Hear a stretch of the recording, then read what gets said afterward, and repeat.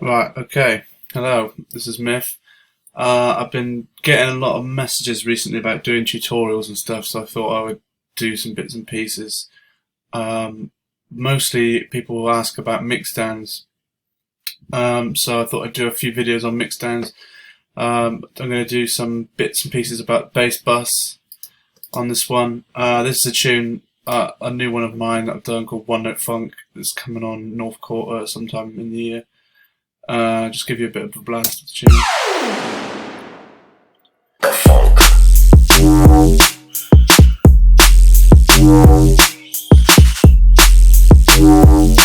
Okay, so you get the idea, but mostly just looking at the bass bus and how I get the stuff to sit back in the mix. So it's all subs, all effects that are routed to the bass, everything like that. These effect sends and stuff. It's all running into one bus, which is my bass bus, and then processed from there to make it sit in the mix. So without anything on, the bass sounds like this. So there's like some rattly bits in there, some stuff that's kind of humming through. So I'll just break it down. So this is with it on with that. So you can hear it sort of more together, more gelled, more sort of full sounding. So basically all we've got, this one is just a side chain to the kick, just so we can let the kick through, because kick in this one's particularly subby, so probably better to get through. This here is just in that bass that goes further, yeah, the end bass, there was some resonances, like some real like, yeah, that sounds horrible. And then same thing, these sort of frequencies are just going to rattle around on the sound system and just not sound good and just take up space in your mix that you don't want there. So just by setting that back, you can hear the difference. Like, it's kind of sat a bit further back. It sounds like it's on the same level as everything else, on like the other basses.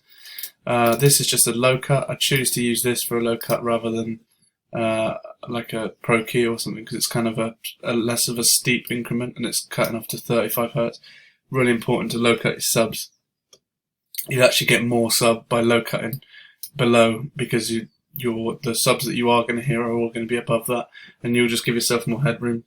So that's real important for your bass mix. Next one's probably the thing that's doing the most on the bus, is just this multiband. So I'm just controlling each frequency band of the bass line itself. So the sub in this was like super rattly, so I just compressed that one a bit, and then I ended up turning it down by a dB on here. So when you get to the end of your tune or whatever and you're doing the final mix, this is quite cool to just have control over your bass level as well as you actually compressing or whatever. So I'm compressing a small amount, and got a bit more release on here, just so that it's like a more like, rather than having a real sort of snappy sub for longer bass lines and stuff, it's better to have a bit more release and sort of set stuff together. If you imagine this is like bringing stuff forward, setting stuff back, rather than like a attack release. So like, this is like, if I wanted something to kind of sit back a little bit, give it a little bit more release. Okay, so this has been eaten up quite a bit.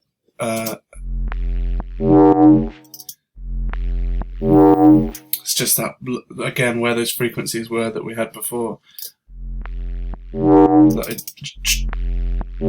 Just trying to level them out a bit more, bring out that area so that it doesn't sound so scooped.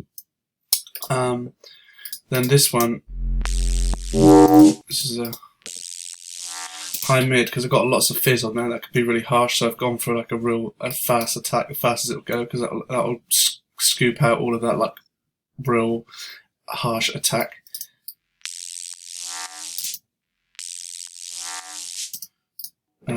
And then a similar thing on the top end, just a smoothing out basically of the top end.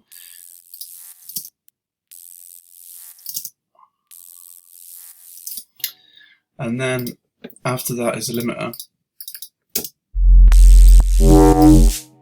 It's just again, because you can see this is the sub note and then this is the note, because it's got the sub and the mid bass. So there's more volume there. So I'm just basically clipping the top of that off. I've got quite a lot of look ahead, so you're not really hearing the limiter. Because if you had that, it might sound a bit more. It's a little bit more farty, not. It's just that you can just sort of hear it. So a bit of look ahead kind of lets it smooth over a little bit. Pretty standard shapes like on the attack and release. And a dynamic style, I pretty much only use this style on this limiter. I think it's the best sounding one. The reason for the limiter there, not only to sort of give it some gel, level it out, is also because when I come to my master bus stage, which I'll go through in another video, I've got quite a lot on the master, and it's to do with this process that why I limit the end stages of the groups. So I've got my various buses here. That this is bass, this is like effects and stuff, and the drums will be limited as well. Where have I got my drums over here? They're limited there, and then there's some effects afterwards.